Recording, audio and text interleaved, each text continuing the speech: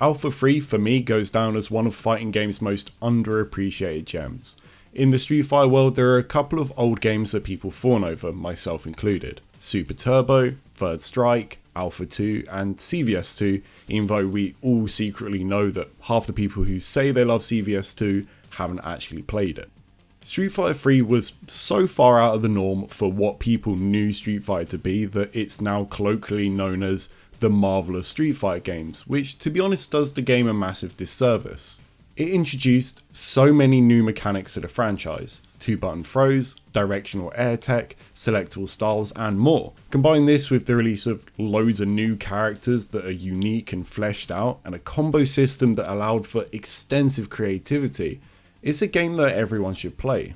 If you've been watching my videos, you know that I'm big into glitches. I think they offer ideas developers would never come up with, and ultimately contribute to some of the most interesting fighting games we've ever seen. Unfortunately, Alpha 3 has a notorious glitch which single-handedly created the branding issue which often prevents new players trying it out: crouch cancelling.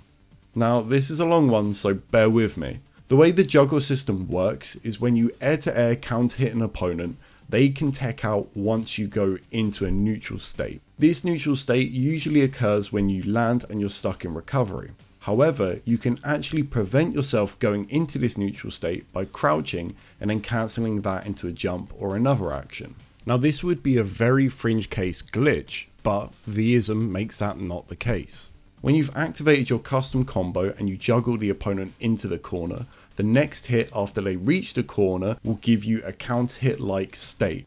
The TLDR of what this means is some characters can repeatedly jump up into the air, hitting you, crouch cancelling and not letting you come out of this counter hit state or recovering, resulting in an infinite. There are a couple of things to consider about this infinite. Firstly, it's very hard. You've got a 4-frame window to actually crouch cancel every single jump. Then you've got to re-jump and hit them with a timing that will give you the correct pop-up, allowing for a follow-up. You constantly see people drop this even at the highest level. Most infinite setups require corner positioning with a certain amount of meter left. Not all characters can juggle you to the corner at the same speed, which means there are essentially positional limitations on landing these setups, as well as meter restrictions because the amount of meter you have dictates how long your VC will last. And lastly, not all top tiers actually use this infinite. They'll bang you up without ever having to crouch cancel.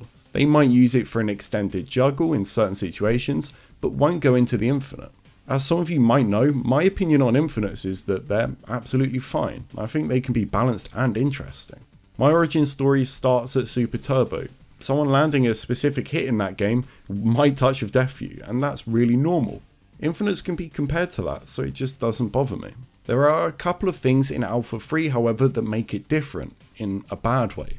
The biggest issue is how long it takes to kill someone using these infinites. The damage scaling hits hard, and at a certain point, you're basically doing chip damage. It's not uncommon to be watching a match and at 80 seconds, see someone activate, get a hit, and then the video cuts to 20 seconds left on the clock when the player actually dies. It's not a fun combo to watch either, even though the execution is really hard. Visually, it's often just the same move hitting over and over and over again. The other problem is you start at 100% meter in Alpha 3. You're not just seeing this infinite happen at the end of a match or round 3, it can happen almost immediately on round start, which makes the effects of how long it will take to kill someone with this infinite even more apparent.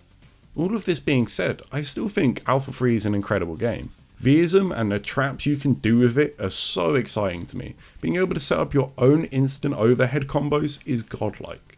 The way the neutral functions in this game too, it's just awesome. The combo system, the characters and mechanics, all of it deserves your attention if you're into fighting games. You're not seeing this infinite take place every single round or even every single set. On top of that, if you jump on Fightcade, most people aren't even touching the infinite. They'll just do some extended juggle using crouch cancelling. There is so much this game has to offer to us, and it's just a shame that it's often defined by this one glitch.